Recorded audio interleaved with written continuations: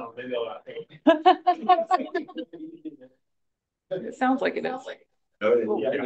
Yep. Yeah. Okay. Cool. Thanks, Avatar.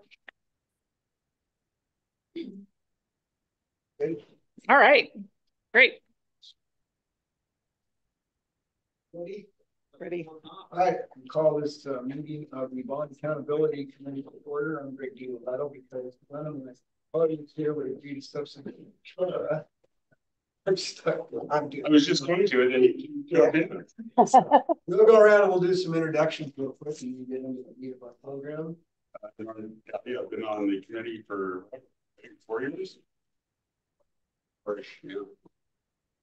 Jonathan Trutt, the most junior member of the committee, got to come in on about a year and a half. Do you want your staff to go here or do you want us to go down the table? Yeah, well, we can introduce ourselves now. Let's get started. All right. Stormy Shanks, Senior Director, Office of School Modernization. Ellen Cusick, PM2, Accessibility and Special Education Upgrades. Del Honeyman, PM1, OSX.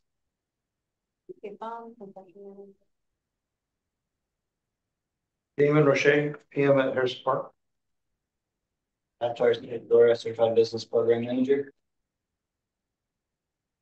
Trevor Lindahl, Darren Lee, Director of Construction for OSM. Hi, I'm Joanna Tobin. I'm Senior Director in the Office of Consumer. Well, Program Manager for Curriculum.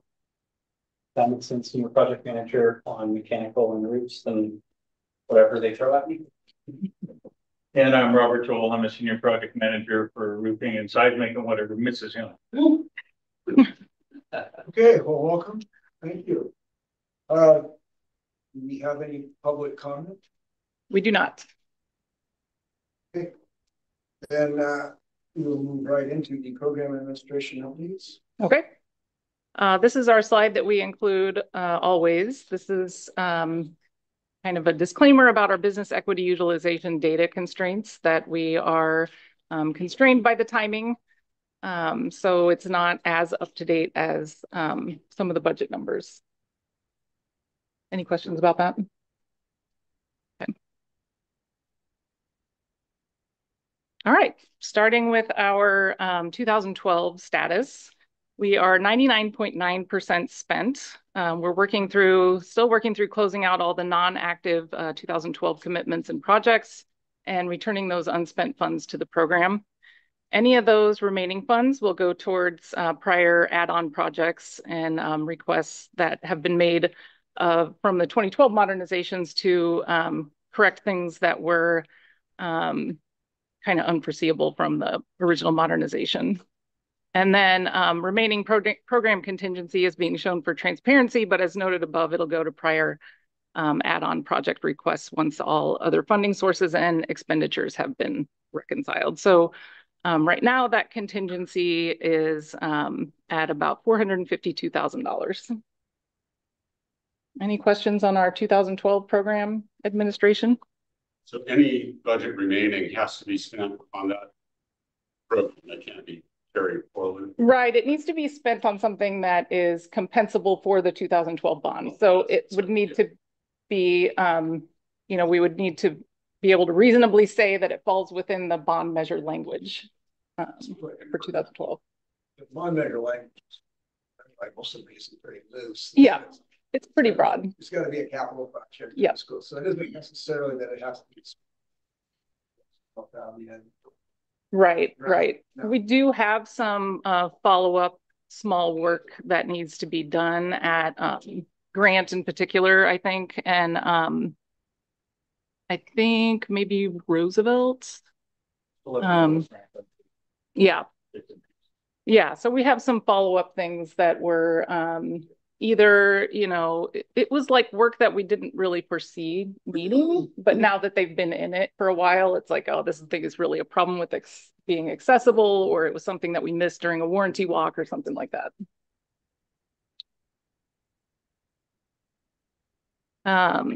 This is our 2017 program update. Sorry, it is so tiny. You guys can see, you have the printout. Okay, great. We are 88% spent on our 2017 bond program.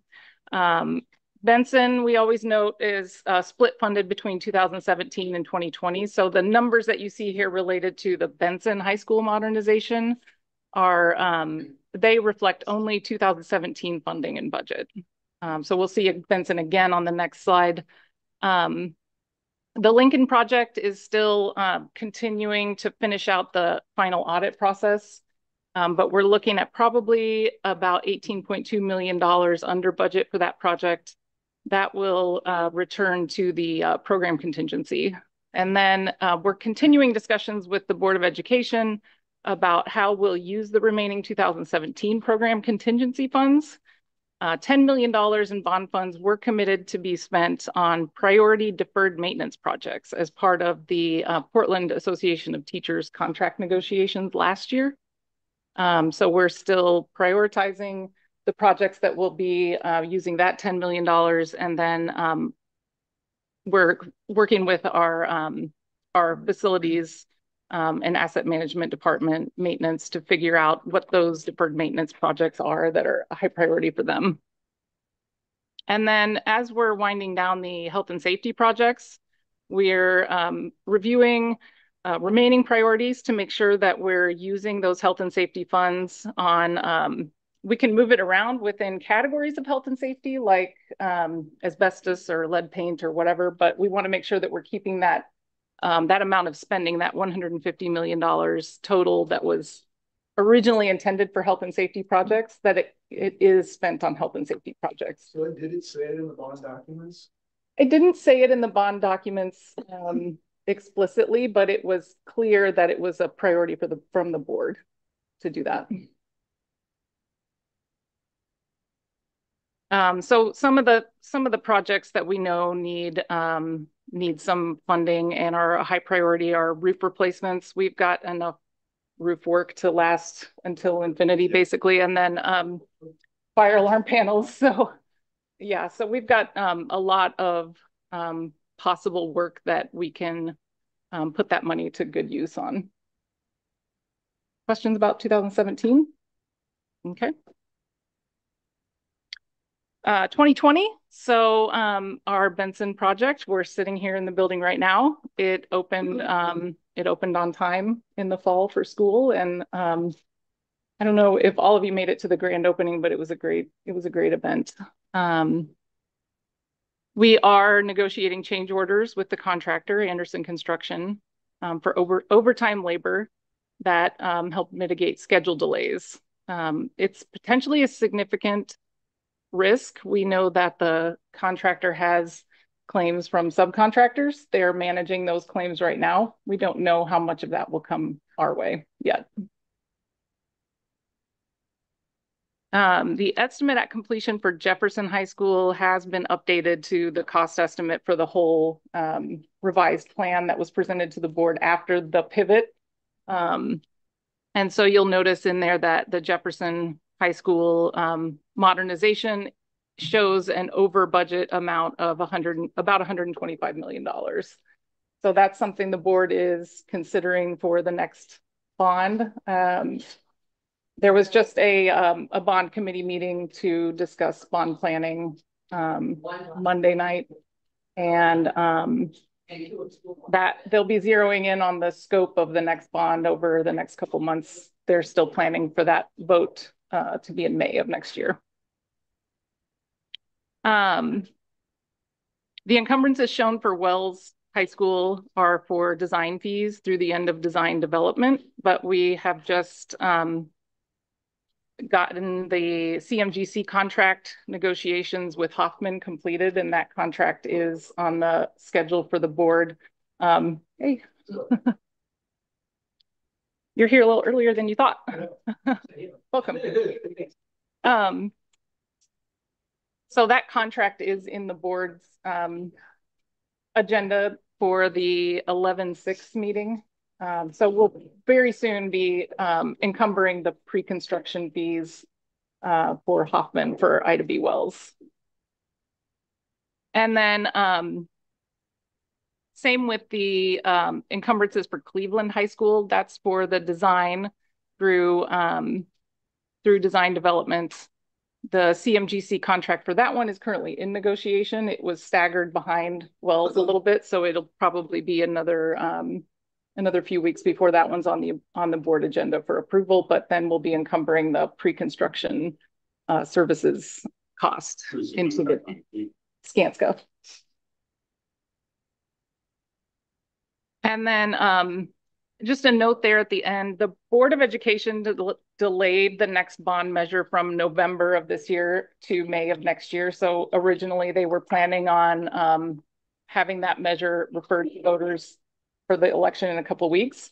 Since they delayed that, it created a funding gap for our curriculum and technology program scope. So we have been directed to allocate $9.9 million for curriculum, $7.9 million for technology to cover that funding gap. And so that would come from the 2020 contingency amount.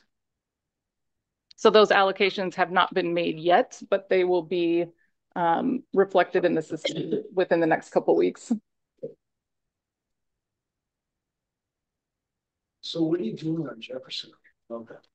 We're still designing. So we have been directed to continue the design, proceeding with the plan that was approved by the board after the pivot. So that is there was some discussion about whether that should be included in the next bond or not. In Monday's meeting, Dan Young presented 3, conceptual options for a bond that would be a total of about $1.8 billion. So that's less. It is less. Yes, it is less. The board did some public opinion polling and found that support was very high, up to about 1.5 billion, and then it starts to drop off after that. And it was particularly unsupported if the bond measure raises the levy rate.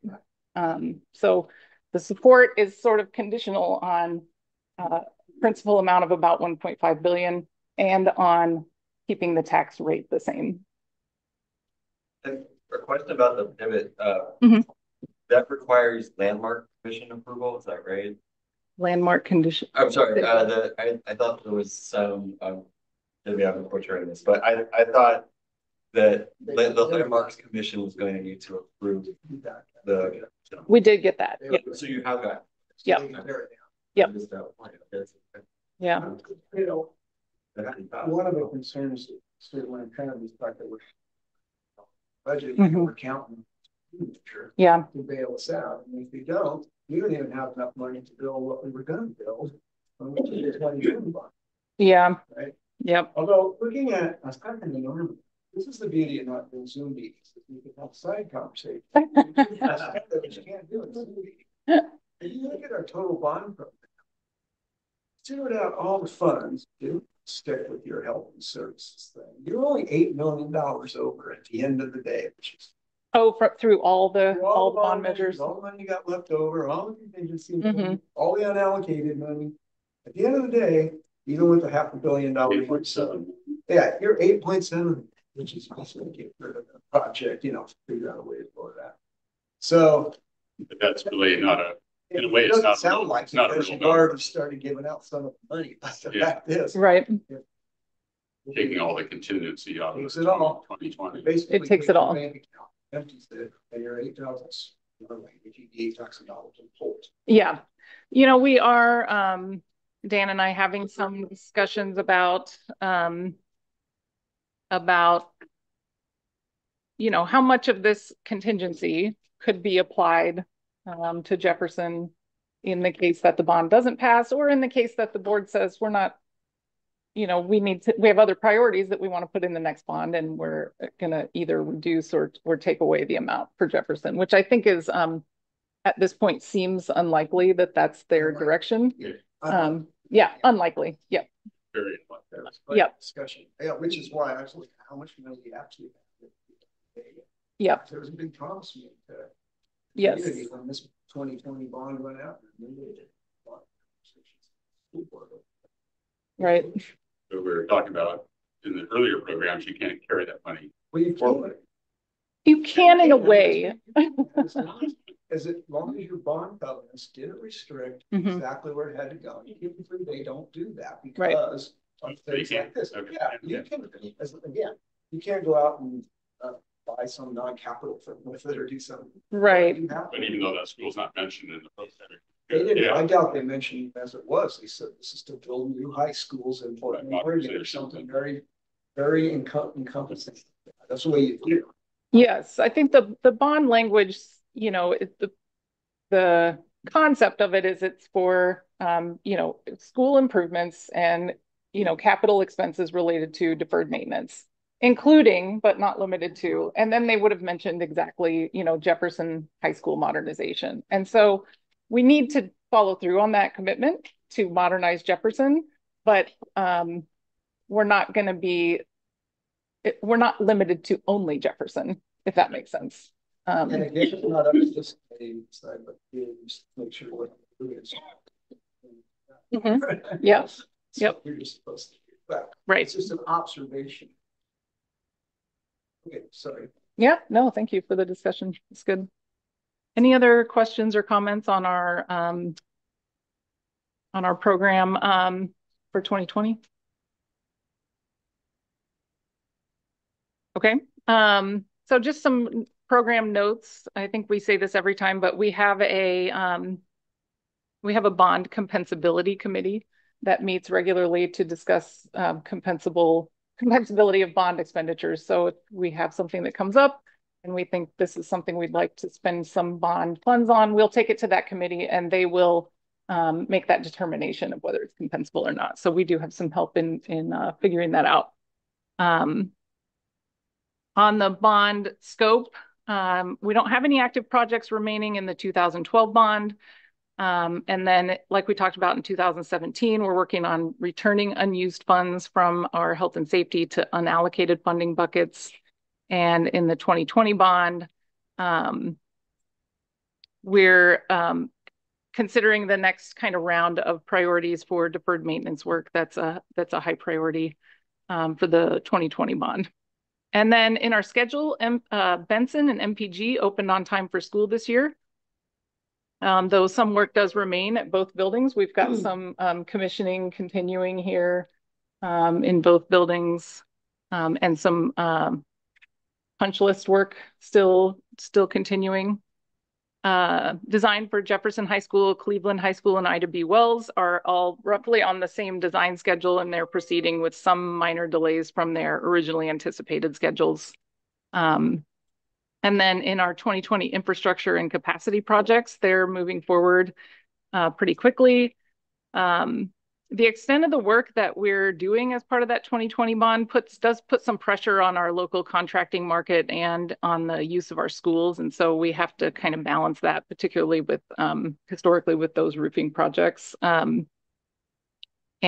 our Harrison Park Middle School, which is part of the capacity program, it did open 3 days late this year due to some construction scheduling, but when we did open it, it was very ready, and Damon's going to talk more about Harrison Park a little bit later. So do the kids have to go extra there this year? They don't. They will still be able to meet. You know, we had a meeting before we decided to delay the start, and the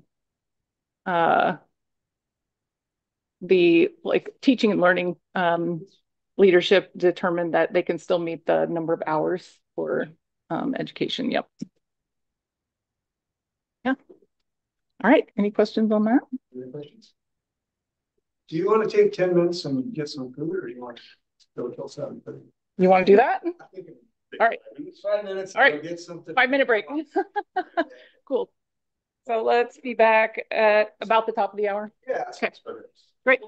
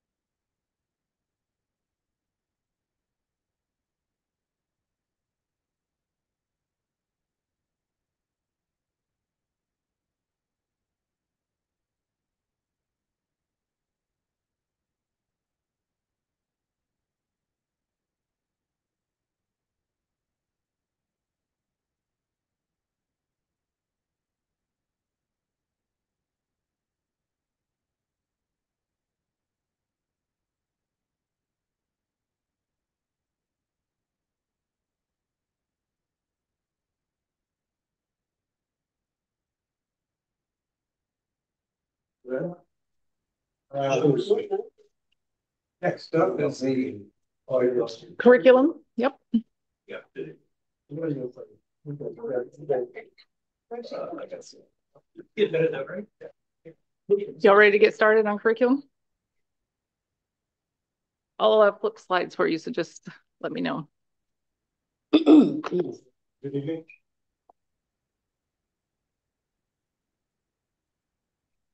I would just like to, before we start, just do a brief overview of the curriculum adoption phases that each curriculum or content area goes through, which is a defined stage in which adoption leads figure out or pinpoint particular curriculum, and then a selection phase where vendors are field tested, and then there's a data analysis many times that occurs that lead to a selection of a vendor.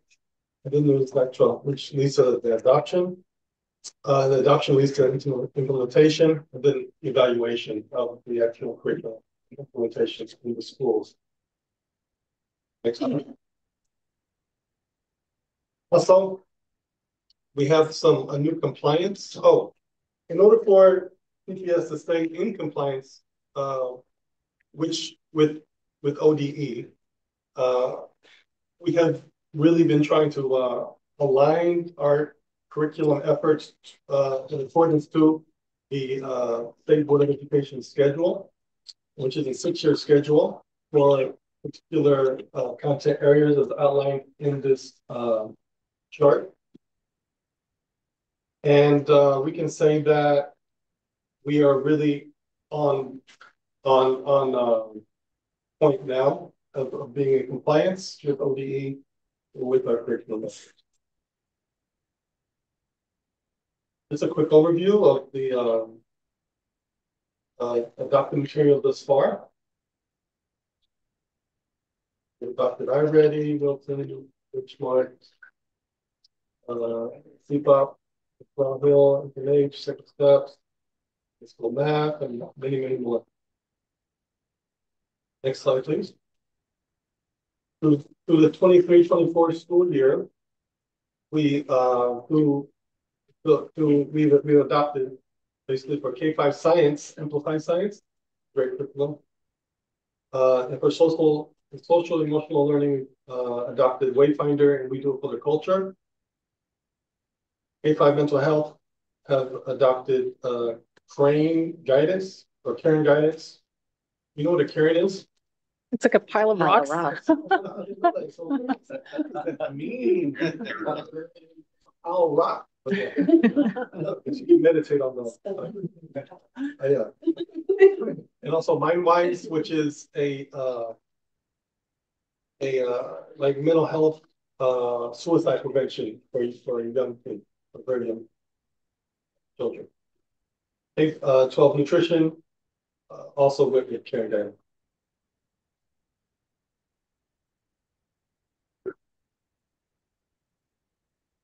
There's been a little wrinkle or with new high school graduation requirements that are mandated for the state. There's been a new bill passed, the SB 3 implementation. This is a Senate bill that basically mandates by 2027 that the Oregon diplomas, so basically for a student to graduate, they need to have 0.5 credit in a financial literacy program. And so we're currently in the development stage internally with so we have an adoption lead and a team, building an air committee to develop curriculum to meet this new requirement by the state.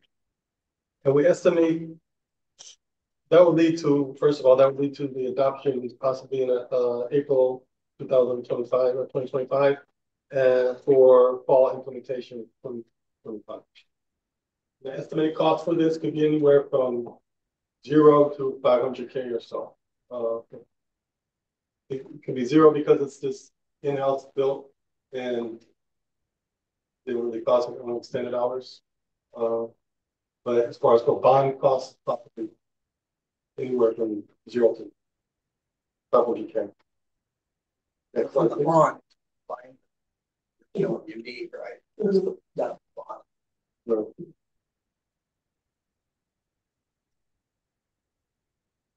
So currently we are the 2024-25 adoptions that are currently going on are 912 science, which within the 2020 bond, if that adoption wasn't specifically wasn't specified to occur because of just slight ambiguity regarding 912 science.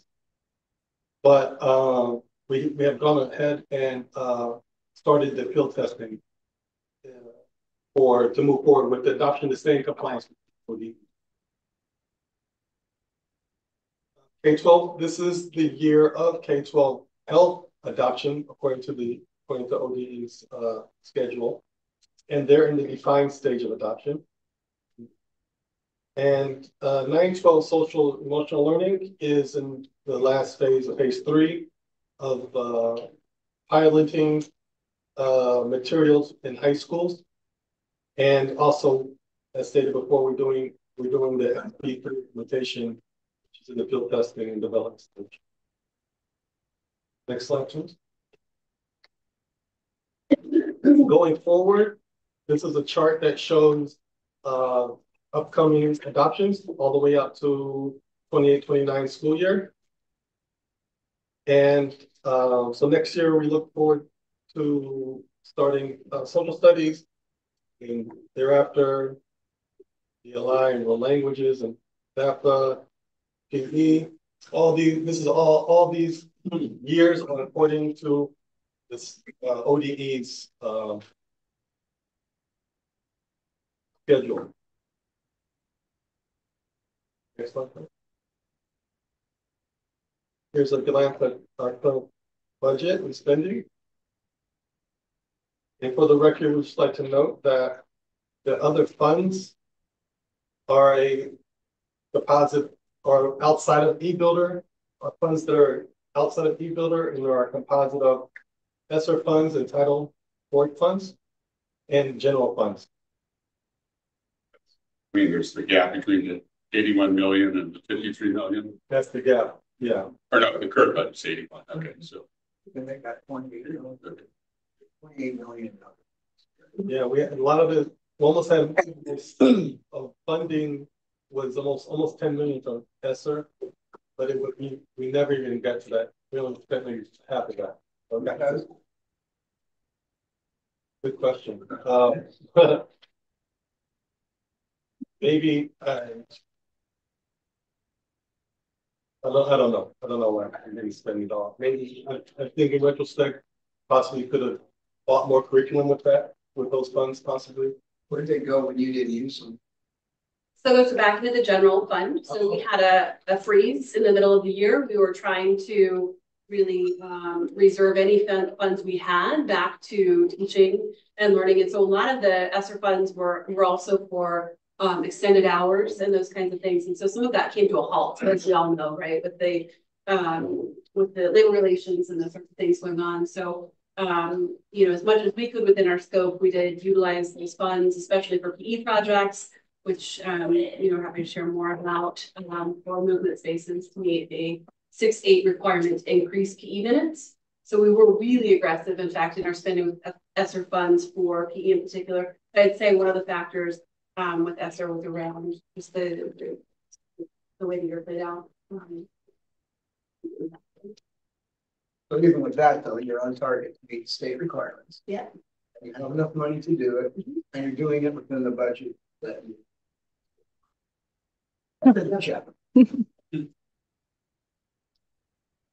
But here's the updated schedule, which I've included the current health requirement for adoption this year, and also the current 912 science. Where blue is the selection field testing phase, and then where the red is the communication evaluation state.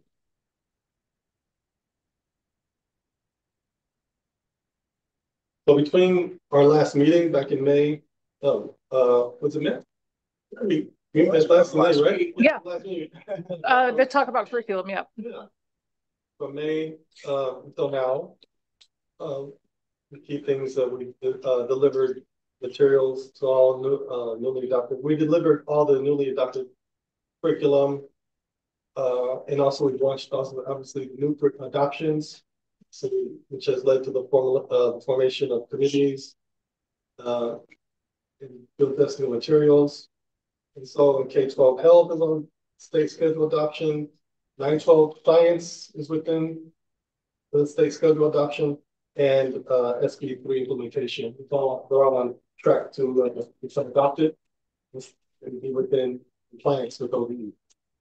These accomplishments mark important milestones within PPS's commitment, providing high quality, standard aligned instruction materials to students across the district. Questions? Questions? Yeah. Thanks, Marcus.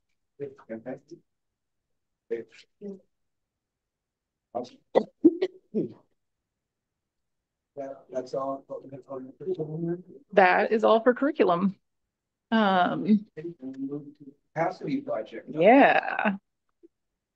This slide here is just our definitions for our status for our green, yellow, and red status at the top for budget, equity, schedule, and overall. That's just for reference. And so our first presentation here is going to be Damon for capacity. Do you want to just tell me when to flip the slides? Okay. That's great. Thank you.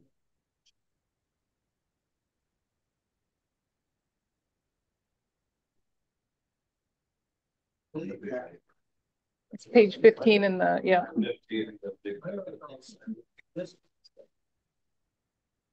Oh, yeah. Mm-hmm. Here, you can look at a couple of something. Also, really, right. All right.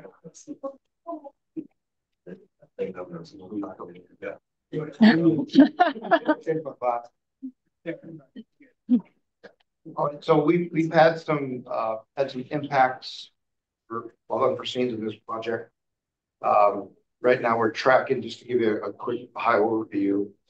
We originally targeted December 31st of this year to finish the project in total. That appears now we're scheduled for the mid-spring break. After impacts phase 1, impacts this summer. Last year during phase 1, we had a lot of structural issues in the 1949 building that didn't show up in the previous. And then this summer, a lot of unforeseen stuff, those big materials, which we ended up having to get the library and the music room and some of the administration area on. So that was heavy impact. So we actually probably during that time averaged 110 people on site on that small project every month. So that said, we, as Stormy mentioned, we met our fire life safety as far as our open thing, but it was as far as proof, we decided to push a couple days to make sure things were all clean. Okay, and this includes opening up restaurants, but we met the school needs, which last year we had promised, and so for meeting school needs, meet with Leah, principal there weekly. She's been fantastic. So as of right now, we have what's shown here is you're still targeted, still showing returning 1.5.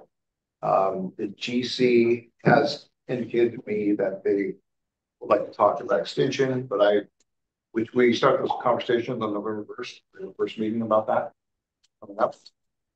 That's just presented to me. So we'll see. I think there may be some risk there, but I also think that I have documented enough of maybe some inefficiencies in their part to counter. So keep everybody posted on that. Inline construction. And they've been good to work with. I think some of their subs might have come a little short. I think that's when I say inefficiencies, I would say then I think they're a good partner for BPS. We'll sure that with Darren strong.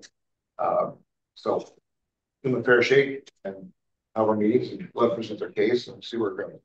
Was this one just a design big builder? Was this issue? It was hard to bid. It was hard to bid, yeah. Yeah. There was something discussed way early on in the job of bid. What process one hopefully Marina said the part of it on that. Oh, the mini modernization. Yeah. How many full bids are received? So we pre-qual because that was we need, and first off, because it's a very difficult job with enrollment schools going on, right? So we pre-qualified and we end up with two qualified bidders, Todd Construction and Inland Construction. And both of them had exactly the same schedule as far as different methods, but they had the same ending date. Both of them ending this year, originally based on drawings. So either one I thought would have been good. And like I said, Inland is fairly new to TPA. So this is one of their projects they've tackled, I think. Based on their proposal. But anyway, they've been a good partner. They've been very fair to work with and very accommodating for the school staff and, you know, looking out for the kids as well. We have turned over, we're going to turn over 3 more spaces tomorrow. We are, well, what's going to drive us into 2025, basically 4 classrooms. When we ran into the problem early summer, we held off on demoing 4 of the classrooms, thinking about capacity, make sure we had enough cases we couldn't get the new ones refinished. And so we're utilizing those 4. And so we'll make that move with them at Christmas break. And then based on everything that we already have in place, I mean, we've got trunk lines, everything in the corridors, we've got all the mechanical units are done on the roof. So it's really, these 4 classrooms are stacked right in a row. And so get them out of there, just go gangbusters, knock out the building. Everything's in the hallway ready to penetrate the walls. And so it's not like we have a lot of other work to do other than just in the classroom. So I think March is realistic. Spring break is realistic. There'll be closeout stuff, but I mean like construction. Yeah. We did civil this summer. We did a new parking lot. We did new entrance, new sidewalks. Somebody stole plants over the weekend. Planted out front. They stole, again, I was amazed. They stole 150 plants. Wow. I was just thinking out of all things. Kicker is, just for some humor, they pulled them out of the dirt about 150 feet around the corner of the building. Yeah, they're all in pots in the house. I just thought that was kind of funny. So anyway, we just poured footings for the bike shelter on the west side of the school on the 85th Avenue side. That is, bike shelter's already been delivered, it's on site. So we finished all the underground stuff there. We'll go right up. One gym is finished. We are currently, the wood flooring is going down in the second gym. And oh yeah, we got some. If you put some picture, what I try to give you guys is a before and after on those in those different spaces. Let me get to the gym. There we go. So that's 1949, the upper left, that's what it looked like. We had painted at the time we took that picture. That's why it's all white on the walls, but it was a very dark and gloomy gym. Sand stripped it down, refinished it. And that's where we had it phase 1, if you remember, east and west walls. We had to stop short of the building. Like it was kind of a touch and go there for a second. But so we had to do a lot of structural work on the east and west wall, the plywood patch on the west wall, on the right, and then the complete east wall on the bottom was basically reinforced. And then the auxiliary gym where we're at now, next picture, next slide. That was built in 75. The gym we just looked at was 49. This one was addition in 75. So it was a rubber floor on concrete. And the concrete had no moisture barrier. As we found out before we went down, we did our moisture testing. And it was the rubber floor. So very high content of moisture, so we couldn't put a new floor on that. So we mitigated that, and so add a little time to that, and so now the floor is going in. Looks great. It's gonna be a great space. Next one, yeah. Cafeteria, that is old concrete floor. Since it's got a suspended floor in that old, the 1949 portion of the building, we cannot grind any of the floor and polish it. Because it needs everything for the strength. It's a crawl space under it. It's suspended quite a ways. So what we did is we coated it with it's actually a liquid etching process instead of grinding it, and then put a miracle med. The same thing we did in the restrooms. We continue to do as well. Just turned out fantastic. So custodial staff loves it. School loves it. It's non-porous, so it's easy to clean. But anyway, great. Really is finishing touches in that cafeteria part. Next slide. Oh, I think I skipped through a bunch of them. Boiler is out. We've got that's all demoed out. That boiler is gone. That work was done this summer as well. And it's just my big storage space now. Yeah. But we're actually using it for a lot of our construction stuff in there temporarily. That's 4.5 inches in front is the old and new. And those plants on the right side, bottom right, are the ones that got stolen.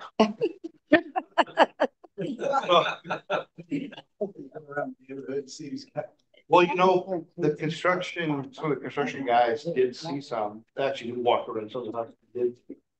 Well, I'm going to say, no, thanks, but.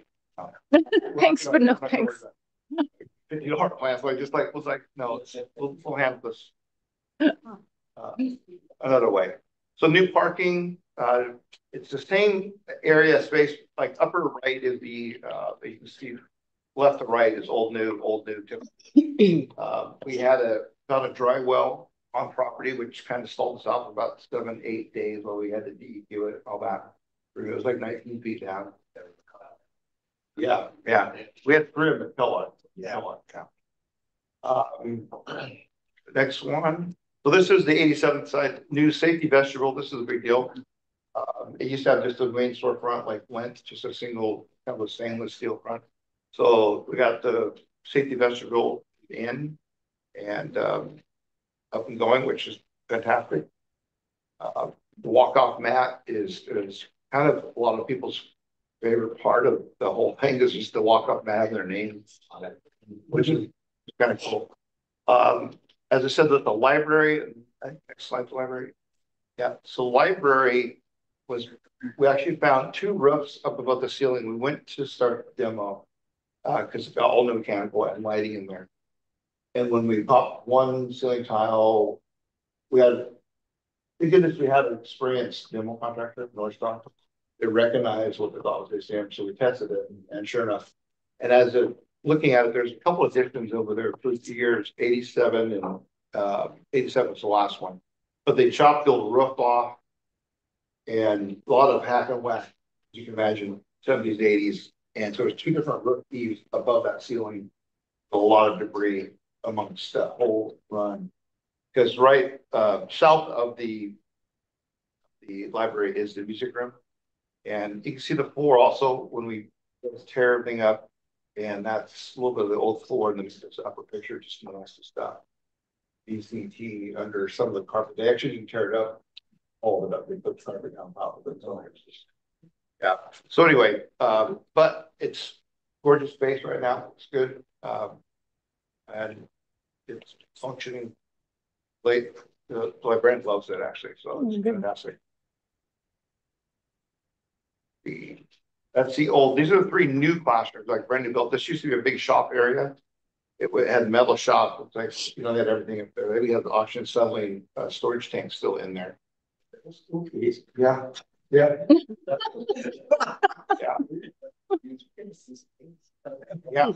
It was amazing. Actually, it was pretty impressive. I asked the principal if it was a high school. They were wrong because they had overhead. You can't see probably that picture, but I mean, lots of power, all the industrial stuff. But yeah, it had vacuum system that they're in at Welding Hoods. It was incredible. But anyway, we built 3 big classrooms in there. One of them is our STEAM classroom, which is picture on the bottom right. That's the new casework in there. Slatted, polished floors in there, and proper teaching wall like all the classrooms. It's turned out real well. The bottom left is kind of a corridor that we framed up the new 3 rooms. So it's still part of that same space. It's a giant space. It's got to be 7,000 square feet in that area. So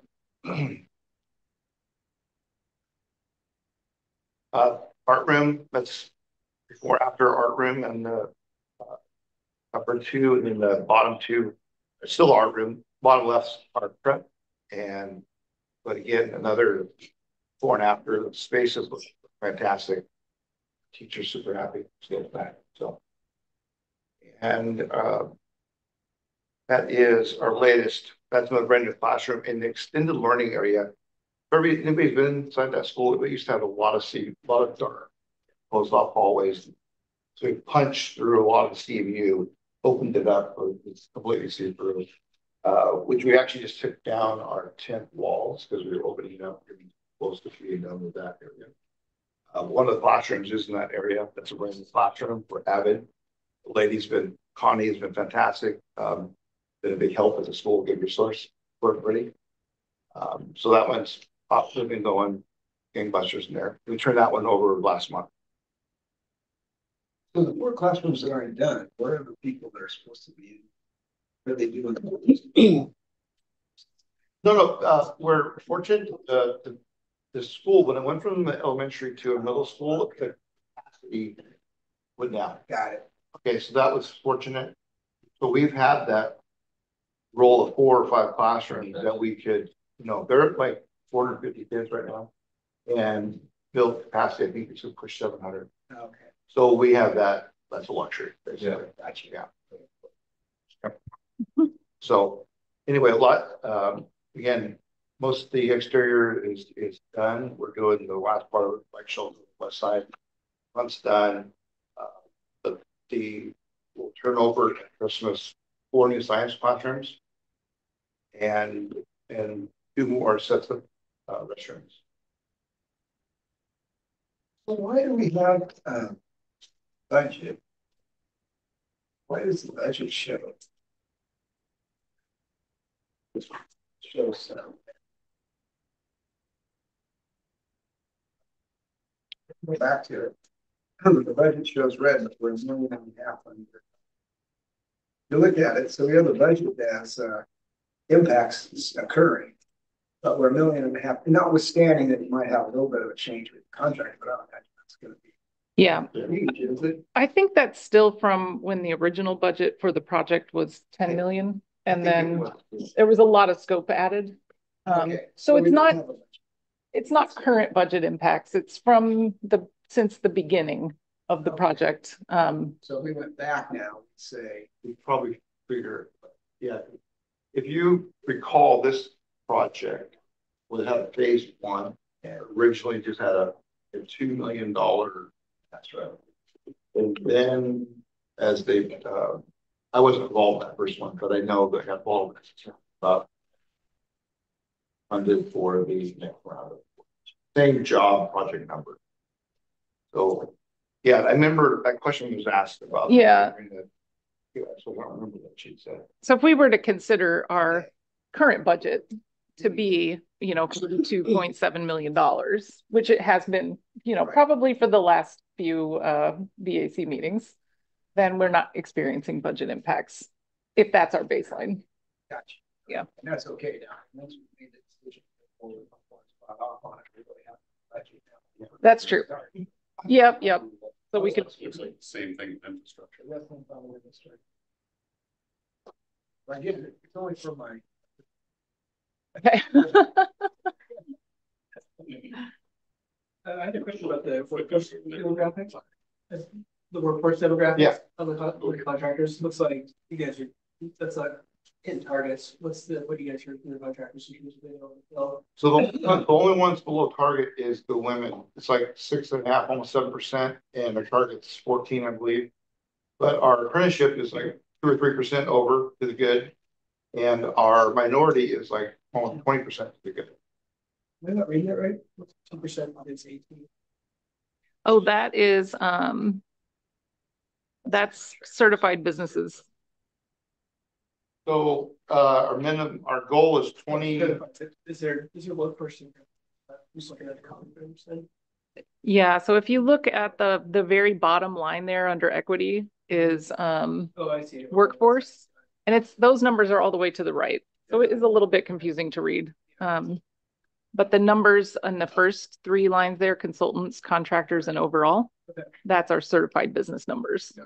It is confusing because actually when I first read that, I looked at those numbers and I go, that's not right. Yeah. And before I pulled back and looked at everything, but because I thought the same thing, I thought that's not reporting accurately. Yeah. I'm thinking, what's up with that? Because we do track that monthly, yeah. And do pay attention to it. Yeah. And I can tell you that they are working. I tell you, electricians are the most females out there, but that is a number that Inline pushes. Yeah. And I would say that's one of the things they really have to pay attention to, not just lip service. And they really made the effort to meet all these. So it will report differently then from 2.21 to 18%. And we get the sheet every time. Yes, this is an accurate right now. So on our workforce, see, our worksheet has different goals. Our workforce. I was actually looking up. So you're looking at contractors, like our contractor percentage of certified businesses is 2.21%, but our goal is 18%. Right, exactly. So, and again, we get the no saying, doesn't it? But so my question is, higher than 2.21, or is just project just didn't work out that way? Avatar, do you have a sense of that? I mean, it could go up a little bit, but we're so close to being. One thing about Inline is they actually used to be a certified company. So they graduated out there, but they be in the program. I think it's worth noting too on hard bid jobs. It's a lot. CMGC, they got a period of time where they can well also be more successful. The bulk of the scope on this one is mechanical and there's a really big scope. So there's not a lot of certified that can actually do the work on this project specifically.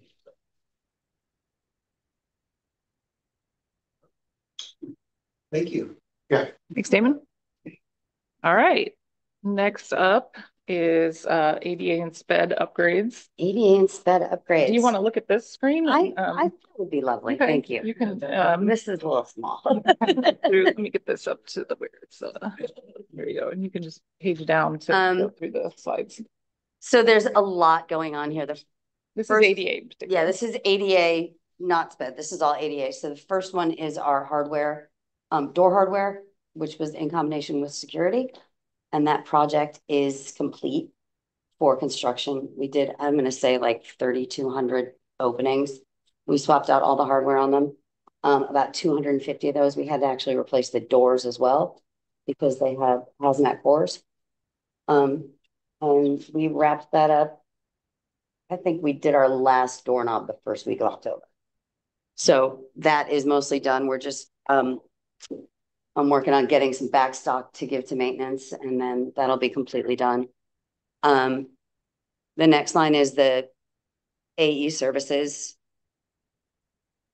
And we've got some ad services that I'm still waiting for a little bit of money for, but I'm confident that that's going to be the last ask. Phase 1, which are packages 1A through 1D. Those are 99% done. We've been a little slow on 1D because we had to do some additional access controls that we didn't anticipate. And one of them is at a site that has multiple buildings that are all outside. So we have to do trenching. And the contractor didn't understand that it couldn't be a wireless. They couldn't talk to each other wirelessly, that they actually had to have a hard connection. So they're going in and doing that trenching this month. And that'll be completely... That's the only one that's lagging, is that one where we had the additional access controls. But 1A, B, and C are complete. Phase 2, which is 2A through 2E, is really cranking along. 2E was complete the week after the second week. All the construction was complete this first week of school. And the only thing they had left to do was lighting. And they got that all installed by, I think, October 5th. So that is just, they're just doing punch on that now. And that was big at Holiday Center. I'll show you some pictures. Package 2A, 2B, and 2D are really cranking along. I anticipate those will be complete mid-December, and 2C has been lagging. We've got a contractor who I don't think understood how to manage multiple sites. Each one of these packages has anywhere from 8 to 12 sites in it, and they got a little behind in their schedule, but they're working on getting caught back up. I don't think that they... No. I mean, no. They're just doing their best. It's not worth the hassle. Okay. They'll get there, and they're good about working with the staff and working around them. And so that's all that. And then I have a lot of pretty pictures. So 80, 81, 82. I think it was 81. One of them I just did with it was just a couple things at Meek that I didn't need to add into one of these packages. You probably talked about this at previous meetings, but how far does this get you guys in terms of like just overall transition and like work like it's kind of like the unfunded business? Main level accessibility is what this addresses. So it doesn't do elevators. We leave elevators out of it because that's, anything that's so essentially, and the pictures kind of tell this story. We start at the parking lot, move into the main entry, access to general programming. So like libraries, we're entering door operators where there isn't enough clearance for a door to be opened, sinks in art rooms, faculty rooms, door hardware, levers instead of knobs. I can go through some of these pictures. So here's, 80 schools. The only ones I don't touch are the high schools. I'll notice that basically is all your schools. Pretty much every school except the high schools. And I'm even doing a little bit of work at Jefferson, just some handrails because they have a student who has the need. So here's new parking at Hayhurst, striping, level, tactile surfaces at the curb, new parking at Rose City Park, new handrails to get you into the main entry and new ramps at Holiday Center. Glencoe Portable, we did a aluminum ramp to get into the portable, which is the art room. Markham, we did a whole ramp down to the main entry. That isn't their main accessible entry because there's no parking there, but this is access to the main entry if somebody wants to come in. Faculty room, a sink that's accessible, provides the clear space underneath. It's only 34 inches high. Same in the science rooms at Jackson. These are the new restrooms at Holiday Center. I'm sure none of you ever saw Holiday Center. There were multi-user restrooms that were designed to be accessible in the late 70s. So there was no standard. So they weren't really accessible. And they were dark and they were dingy and they were kind of scary. Very dungeon-esque. Yeah, it was very, it was probably super high tech in 1979 when it was designed. It was probably amazing. So we replaced all of those with single user restrooms. So we have 8 regular single user restrooms that'll accommodate somebody in a wheelchair and 2 larger single user restrooms that accommodate a mechanical changing table that goes up and down along with a lift to get a student out of their wheelchair onto the table. So these are much bigger. They're about 11 by 16-ish. And then things like the counter at the main office is now accessible. The serving line at the cafeteria is now accessible. So these are the items that we're pretty much addressing at every school.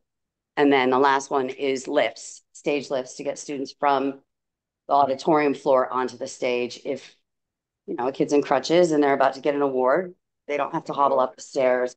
Nobody has to come down and accommodate them and make them feel different. And then the MLC, the gymnasium, has 4 steps to get down to it, which was never accessible unless you went out on the street, down the sidewalk, and then back in the building. Mm-hmm. So we put this in, and a nice little story is the custodian was like, I don't even know why you're doing this. And then one day he was moving his giant floor washer down the stage lift into the gymnasium, and he was like, okay, this is I like this now. So it's, yeah. So those are some of the things that we run into with these changes. Like, why are you doing this? I'm like, you don't need it now, but when you need it, you're really gonna like it. So that's kind of what we've been doing with the accessibility. Any questions? One architectural firm that did all the design and specification, or was there multiple? We had one architectural firm, O Planning, did all of that, and we've worked with 1, 2, 3, 4, 5 contractors on these. Any questions about accessibility? I got moved out of order, sorry. That's okay. That's totally fine. And then special education improvements. This is some of the improvements for special education were sort of wrapped into the accessibility upgrades. So the restrooms, the larger restrooms that accommodate, excuse me, a changing table and a lift to get students onto it. Those were funded by special education, as well as updated lighting in all focused classrooms and learning centers, which it's now dimmable LED lighting. In phase 1, we did dimmable and tunable. We had to switch to just dimmable in phase 2 because of the cost. And it kind of worked out to be really good because once we got it installed in phase 1, there were just all kinds of problems with the sensors not working properly. It took us 6 months to get them up and running properly. And so phase 2 has gone much more smoothly. We've got almost all the lighting installed in phase 2. And then the other part of, excuse me, accessibility is new furniture in all of the focused classrooms and learning centers. We've done, I want to say about 120, 185 of those classrooms have all had new furniture delivered as of the beginning, mid-September. We've got 20 remaining classrooms that we're going to do, 22 remaining classrooms that we're going to do over the winter break. And that's all on track. I feel good about that one. And here's some. Go on, Mike. We have an over 146,000. That's the architecture piece, because that's the one where we have some ad services that. Oh, so you increased your scope. We increased the CA time. The CA time got extended way more than we could have anticipated, given the number of packages and the number of schools at each package. We were all kind of flying blind at the beginning, so they really lowballed the amount of hands-on time that they needed to have. So on the one with ADA, you're over 156. You can transfer that money in from. And then the other one, you're under by 75,000. Well, that 156 for ADA and sped upgrade 6030, that's the same number on both. That is. Yeah. So that 146 will be split between sped and ADA, and it'll be like, yeah, 70,000. it'll be less than that. It'll be like 75% of it'll be ADA and 25% will be. You're over on your ADA. yeah. So that when you transfer the money in. Yeah. Yep. Right. I do anticipate a hefty chunk coming back from phase 1 from all of these. They'll be under. I just haven't forecasted that far because we haven't completed construction. They haven't submitted their final pay app yet, and we haven't gotten into closeout yet. Thank you. So I do have some pretty pictures of the lighting. So most of these are phase 2. Is this the same room? No. Oh, okay. So this is Stevenson. type? These are surface mounted, Yeah. LED, dimmable LEDs. Forest Park on the right, those are suspended LEDs. Those are primarily what we're using. And then here's some pictures of the furniture installed. I think the teachers are all really happy with the furniture. They're a little nervous when I tell them I'm taking their old furniture and giving them new. But once it's in, they're very, very pleased. And then this is new furniture and lighting. It doesn't really show up as well as I'd hoped it would in the photographs, but the photo on the left is the LED at full power. And the photo on the right is LED at 20% power, so they can really regulate the lighting levels for those kids, which is nice.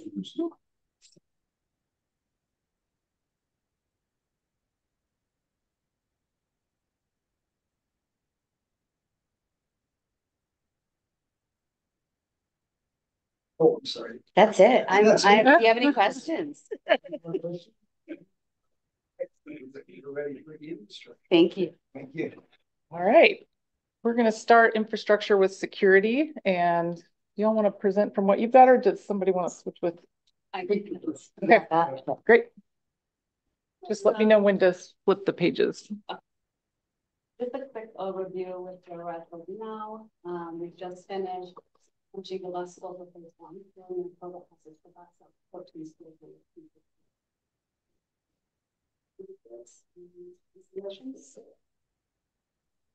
Phase 2A is currently in construction. We have 6 schools going from 3 to 5.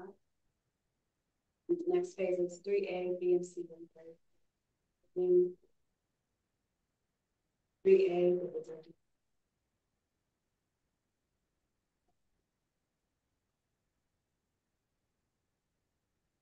we've also completed all the design reviews with all 83.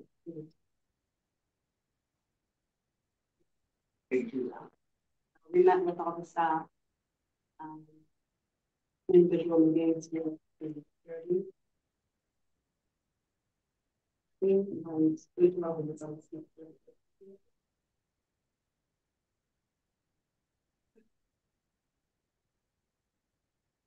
Your $2.5 million cameras of intrusion, design, and installation. Is that right?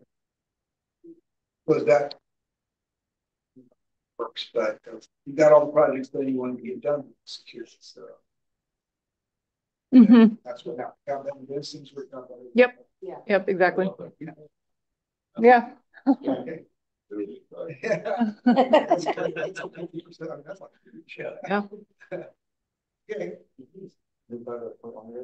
Yeah. So go ahead and on. I got pictures to. Okay. Oh, scheduled. We'll talk about that. Just like phase 1, we're just closing out. Phase 2, A, 6 schools going. We're hoping to be done with that. And December.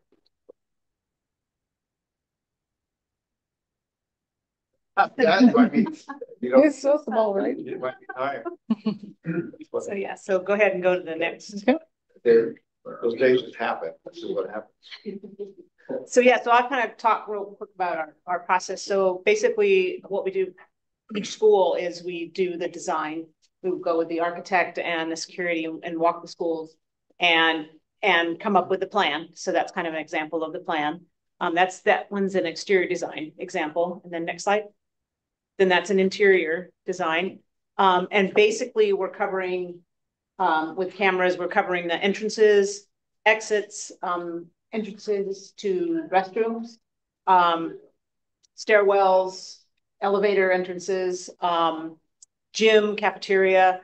And then like Kate said, you know, after we met with the school, you know, we asked them if there's anything missing. So sometimes there was like, oh yeah, this little nook or cranny needs some more coverage. So we worked with them and added to the design.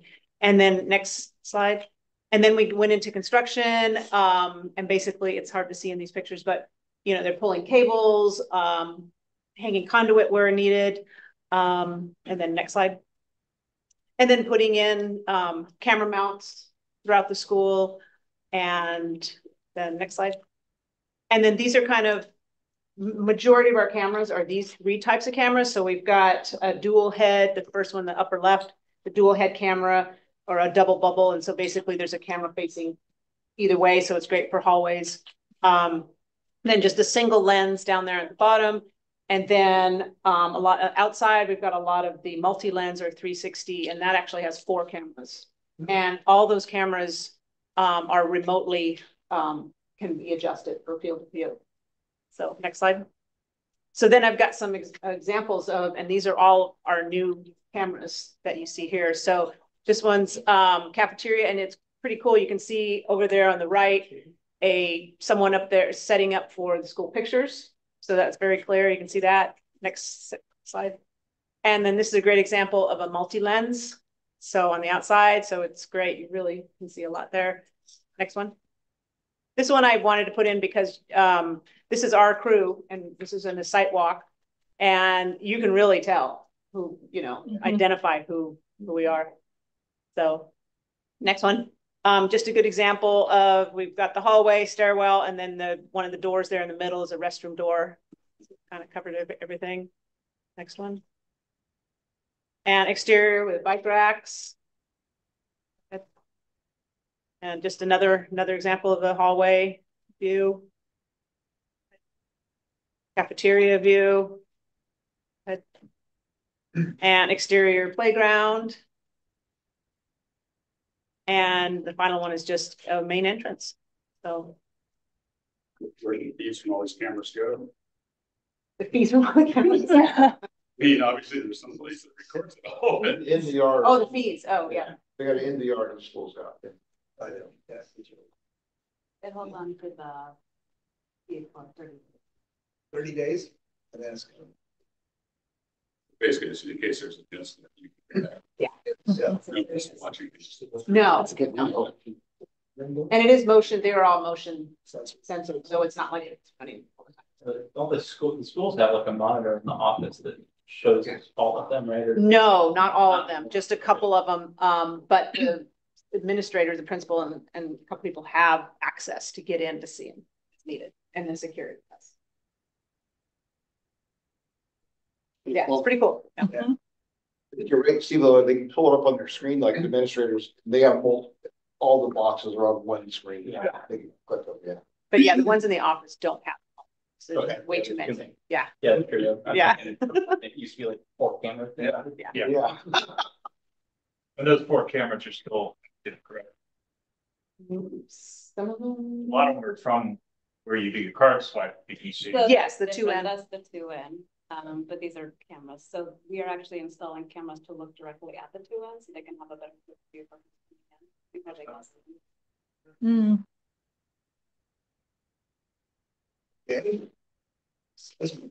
All right.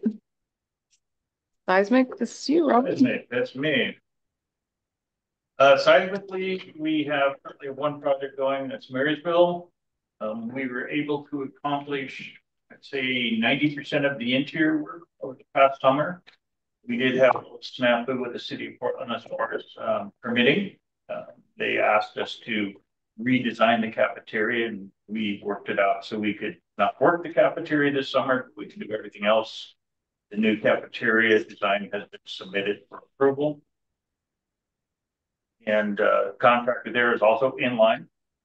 And they're doing a pretty good job. They did have a few hiccups over the course of time. They had a new superintendent on site who didn't quite understand the need to keep things clean. So we discussed that with them very thoroughly.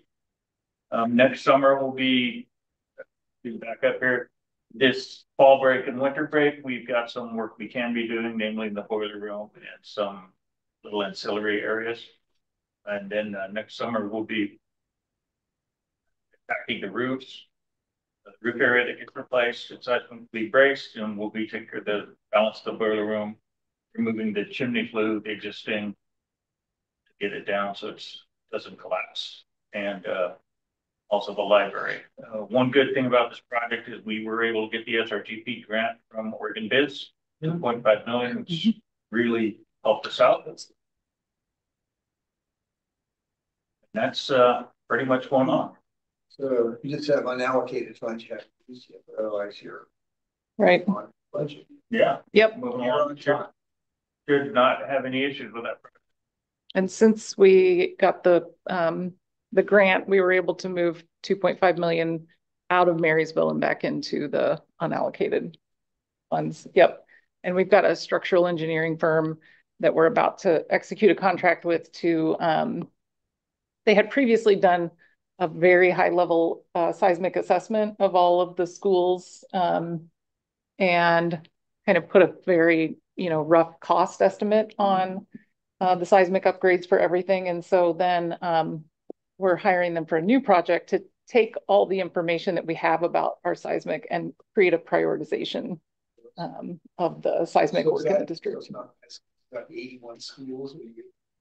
It'd be all the schools that are not modernized or kind of not planned to be modernized. So yeah, not the high schools because they'll all be modernized. Right. Right. Typically, Harrison Park, college would be okay, but I would say, just my opinion, technically, Harrison Park's not seismic. No, it's 100%, right? There's areas that have been established part of this scope.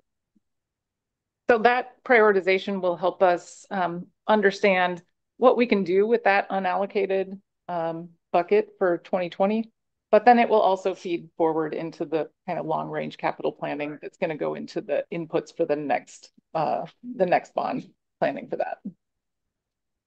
Well, talk about seismic that we did remove the Royal Mall that was in that small place of proper structural wall. And another existing Royal Mall we really had it like we do on seismic projects. I like that because we can talk like that. Our science or creative science. It's not creative science anymore, it's just Clark. Right. Yeah. But anyway, just wanted to follow up on that side. We have been very grateful to receive 4 of the $2.5 million grants from Oregon Biz for our seismic and consolidated. And I think Benson also received one for some of their work. So we appreciate that. Yeah. Roofs are next. Never ending. So roofs, yeah. Steve and I both work on the roof projects, and because we also both work on mechanical, I'm getting the roof projects. Currently, we have 3 roof projects that are still working. Both Vernon and West Sylvan, we wrapped up the majority of the construction. We're down to closeout and punch list. Those both turned out pretty well. At West Sylvan, we have a pretty substantial unallocated amount of about 1.7 million, which is really good. Vernon, we've got almost $500,000, 400 and some odd thousand. And then the other roof project, we have it involves some POT work. Your PBOT, Bureau of Transportation. Didn't say that one, didn't I? Oh, well. The PBOT, and the only thing left at Dunaway is the only thing left at the Dunaway roof project is the transportation, and that's in negotiation, getting pricing and plans on leaving that. Transportation got in with roofs. Exactly. It's a good question, isn't it? Yeah. Dunaway, because it's in the historic district, and it's actually a historic landmark in the city of Portland, we had to go through like I think it was a take 2 conditional use just to do the roof because it was, you could see it from the street. And so by having to go through that also triggered non-conforming upgrades and PBOT upgrades along with it. So to replace the roof, we had to also add bike racks and add curb cuts and street improvements and attraction closure. So did you get credit for those on your ADA? I'm actually doing work at Dunaway that we have postponed to next summer because we had to go through PBOT review. Yeah. We're both working on Dunaway next summer. The PBOT one has been painful because that took a full year of back and forth with PBOT to get our permit for them. So that was, we got our permits, all the rest of the permits in the city of Portland last summer. Summer 2023, we did all of our roof work, all of the other non-conforming work in 2023, and we didn't get our PBOT permit until May of this year.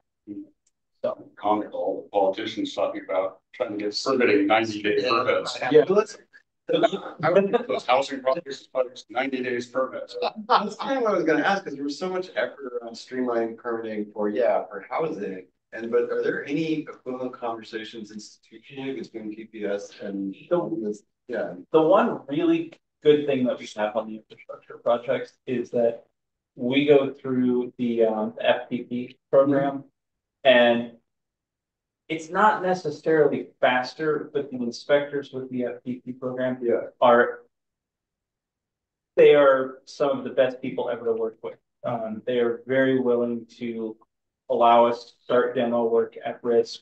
Whereas if we were going through commercial permitting, they would just say, nope, you have to wait till your permit's ready. Right. You know, they are very willing to accommodate us and help work around our school schedules and come in at any hour to do inspections.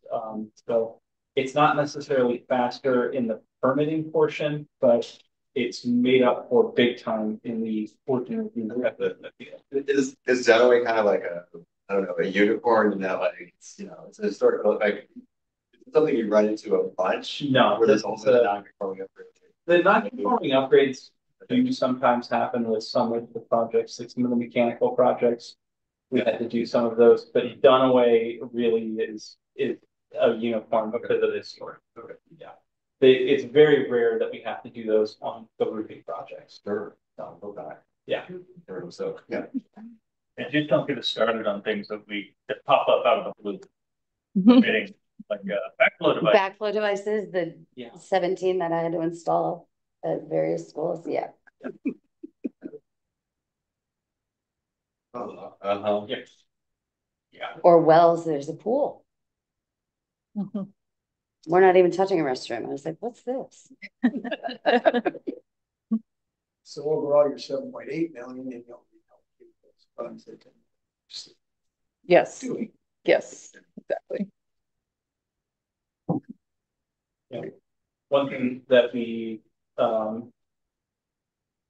could add as well is that as part of the 2020 bond, we did just complete a full assessment of all roofs in the entire district. So over 100 some odd sites between all of the schools, all of the high schools, all of the admin and other sites, PPS zones, and I was with PRC professional roof consultants. They went on every single roof in the entire district, doing full site surveys, doing hazmat assessments, and really giving us a very clear picture of how bad our roofs are and how much we need to be spending over the next 25 years to keep up with the maintenance needed on them. And that included a prioritization as well.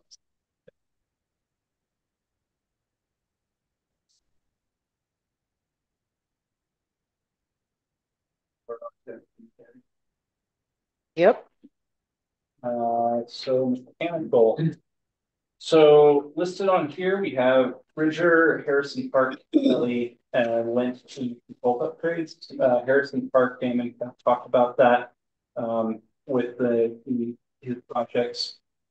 Bridger, Kelly, and Lent Mechanicals, those were all full mechanical upgrades at those three schools. So completely ripping out the existing mechanical systems, all the steam boilers, all the ductwork, all the controls, and replacing it with new mechanical systems.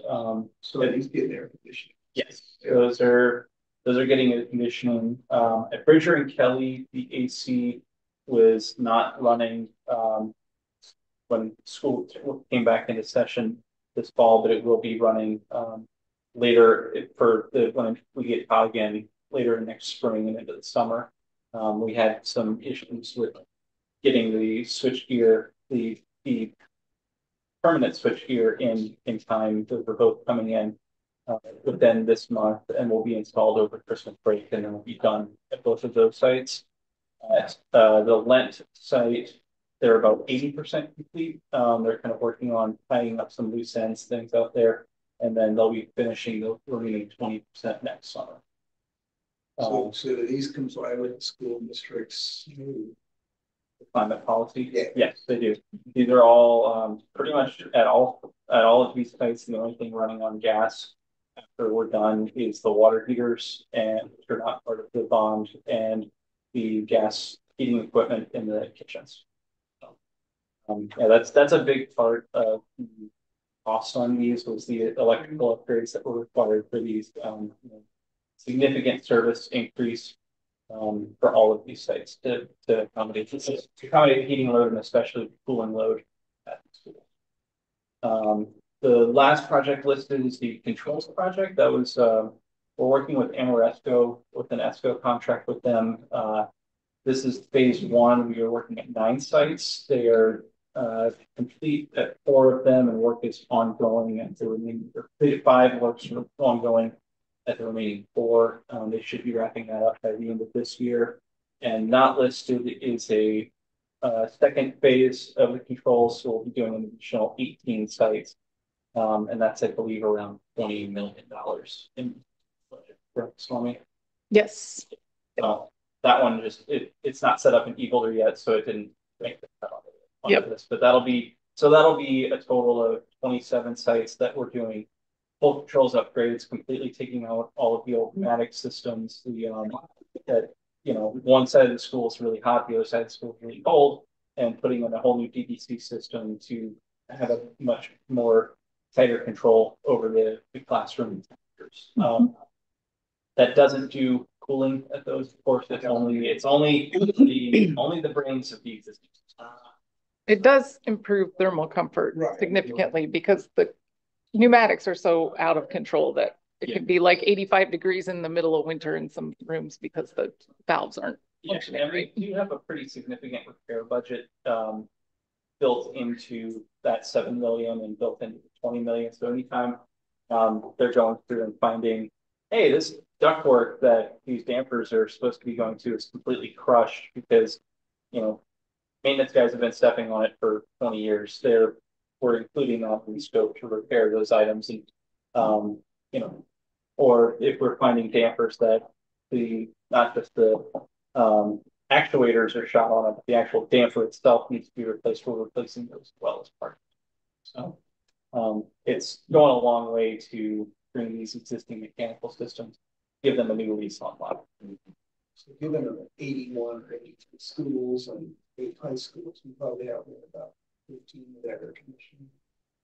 Oh, yeah, that's a good question. We figured that out during the last heat wave, and I don't remember what that number is. It's probably about that. Yeah. It's fewer than 20, I would say. Yeah, probably about 15. Mm-hmm. Yeah. And as you look ahead with continuing mechanical work, is the Portland Clean Energy Fund ever going to? There's so much money in that thing. Is there any nexus with you guys yet? Yeah, we do have PISA funds in the district. Oh, good. Because those are a different kind of funding than bond funds. The FAM group is going to be managing those projects, but they're doing right now. They're doing some pilot projects at schools that are really warm to. I think that funding is like $10 million, and it costs, as you can see from here, 11 to 13 million to do a whole school, one whole school. So it's nothing to do with the work that you are doing. It's just that pot of money, they've resisted working with institutions that could put it to work quickly and actually meet both the carbon and the equity outcomes. Yeah. In terms of who's being served and who's getting jobs. In part because I feel I know so about don't get off. But it seems like they really are in the case this money is meant for small nonprofits. And it's hard to sync up having $750 million to spend in 5 years and running it through small groups. So I just keep wondering, are they gonna, all this work, amazing work that you do, are they gonna eventually find a way to PPS and find a way? Yeah, get that money at it's changing. We're working with other school districts to make it fair that we're not just serving one school, we're serving like Beaverton and Gresham and there's a whole group that are going together. Applying together. Yeah. Oh, interesting. So each school will get, 10 million, whatever. Okay. Yeah. Of $100 million or whatever. Yeah. So they're kind of applying as a educational what are they called? Those it's like a conglomeration of different districts, educational service districts, I think. Oh, okay. They're applying for the next round of PISA funding together. Yeah, no, that makes sense. It would be on the last. Yeah, it's a little outpost.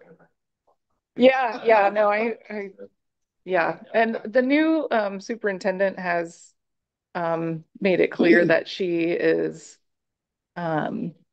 really keen to get cooling into these buildings and to kind of fix um do as much as we can to fix that backlog of deferred maintenance. And so that is, one of the inputs into the board's decisions about future bonds.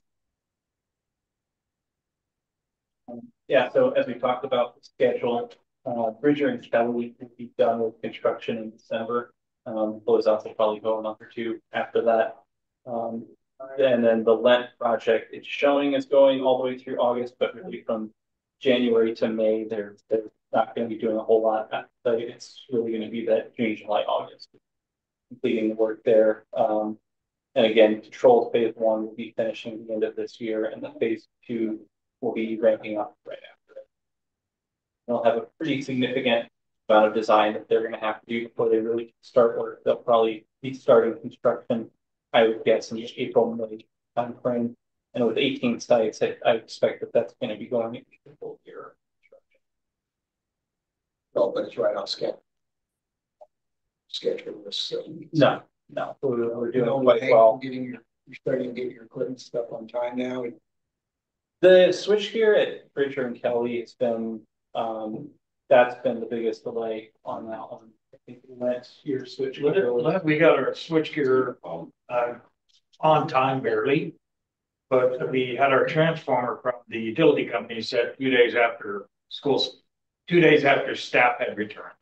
Yeah. But fortunately, it was a 20-minute shutdown and we were ready. Yeah, at Bridger and Kelly, we got our utility connections on time, but the switchgear from the manufacturer, when it was originally ordered, it was, we should be getting it in August. Okay, great. And then as time went on, it was, hey, where are we at with this? And it's out. Fortunately, the one for Bridger shipped last week, and it's en route to our electrical contractors site, to their offices. I think it should be arriving there this week. And Kelly is on schedule to be shipped in early November, and we should be receiving that sometime right before Thanksgiving.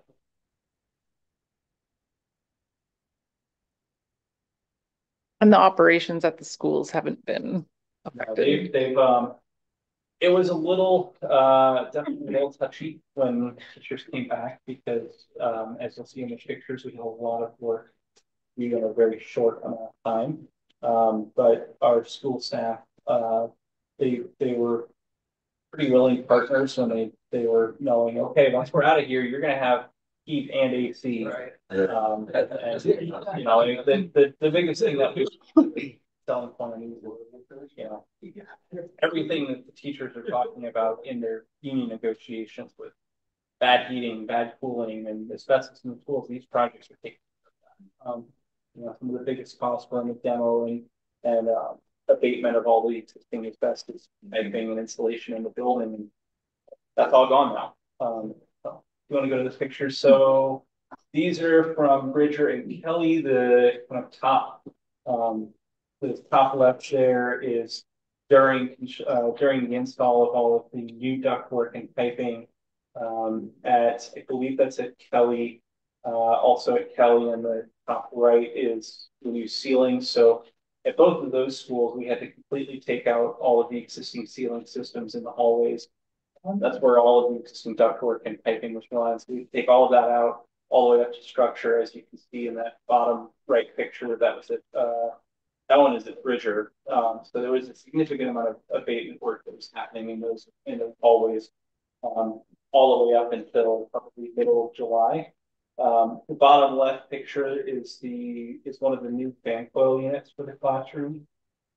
At Bridger and Kelly, it's a water source heat pump system. So each classroom has 1 to 2 of these fan coils along the window wall. There was quite a bit of casework that had to happen with because most of those window walls just had a radiator bank all the way across the windows, and so taking out that radiator bank, doing the abatement to pull out the asbestos insulation that's around the radiators, then leaves a lovely blank space behind it of some framing and some brick. So there was quite a bit of casework and installation that had to happen behind all of that, and kind of all at the same time. Next slide. On the top left there, you can see the boiler room at Kelly. Those two tanks are two holding tank expansion tanks for the hot water and cold water systems, and the unit behind it is the heat exchanger for the whole system. So both of those, the boiler room at Kelly and the one at Bridger, they're now filled up with new equipment. The old equipment was a lot bigger. With the huge old steam boilers that take up the entire room. The new equipment that's gone in, it's definitely still big, but it certainly gives the custodians and maintenance groups more areas to store things, and it's a lot nicer space than it was. The top right picture, you can see the new air source heat pumps.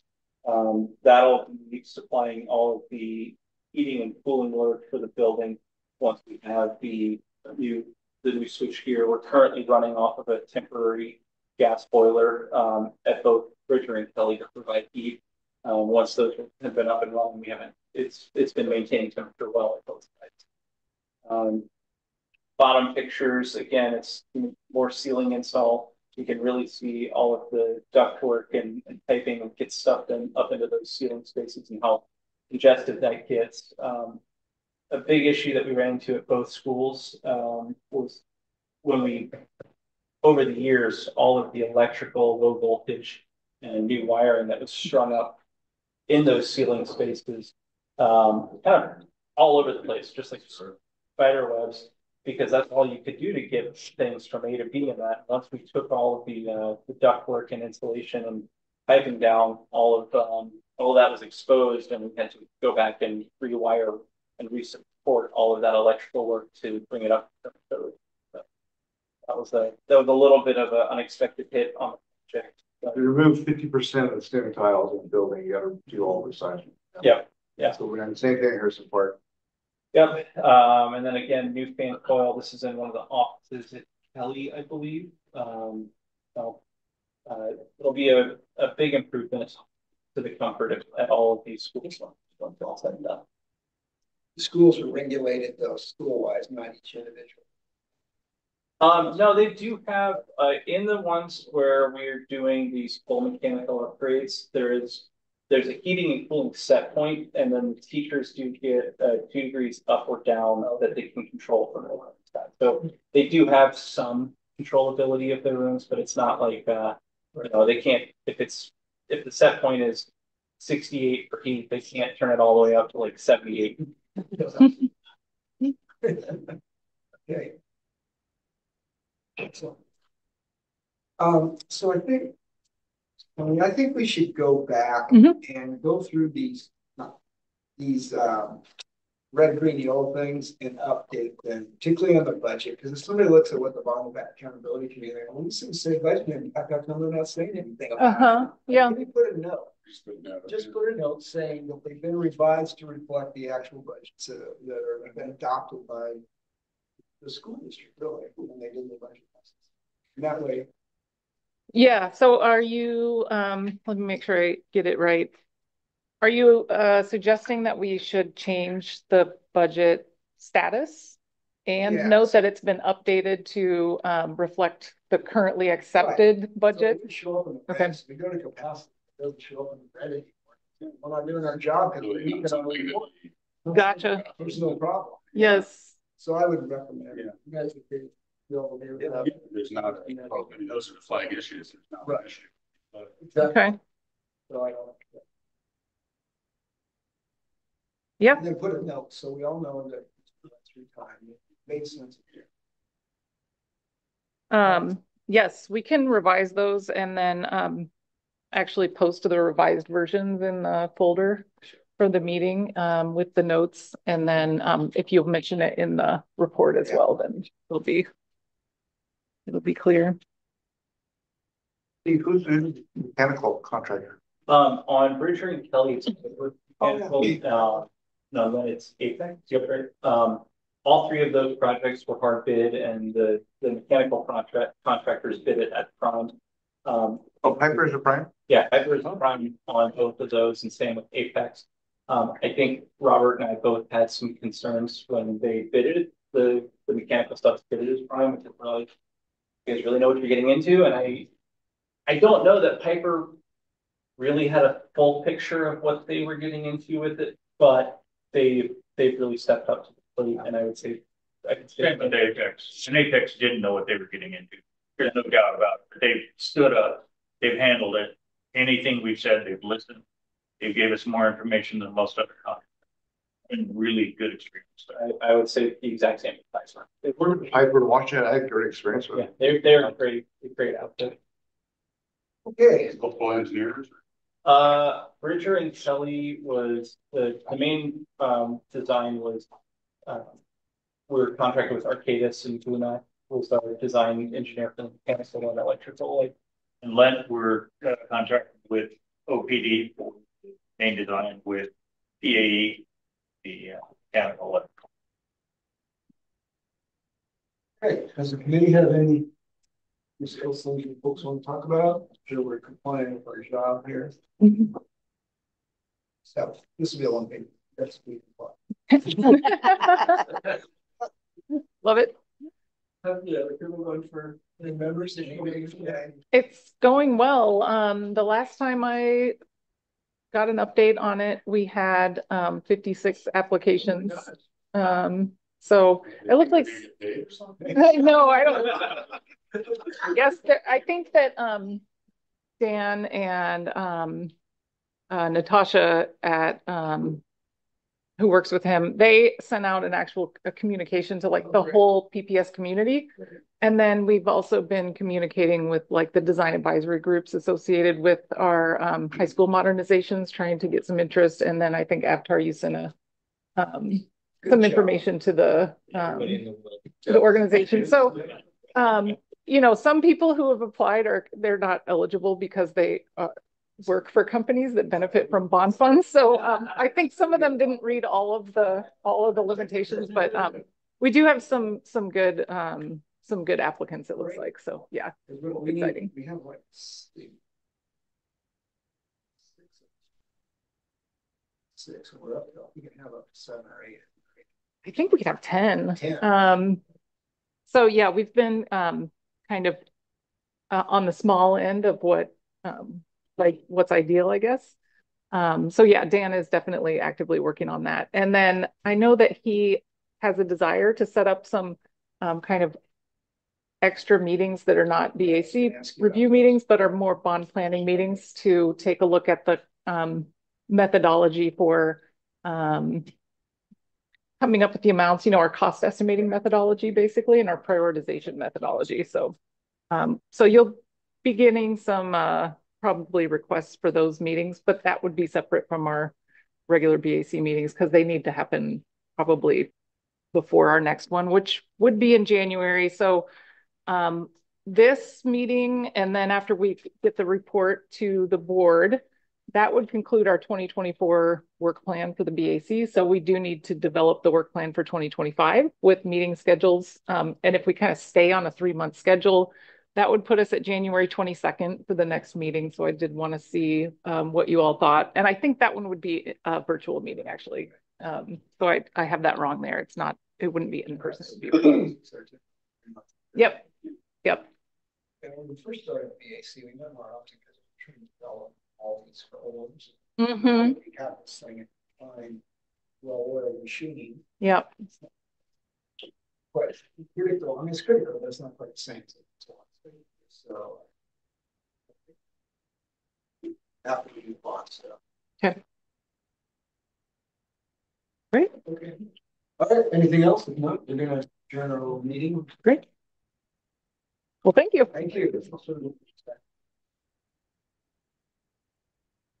We go. Yeah.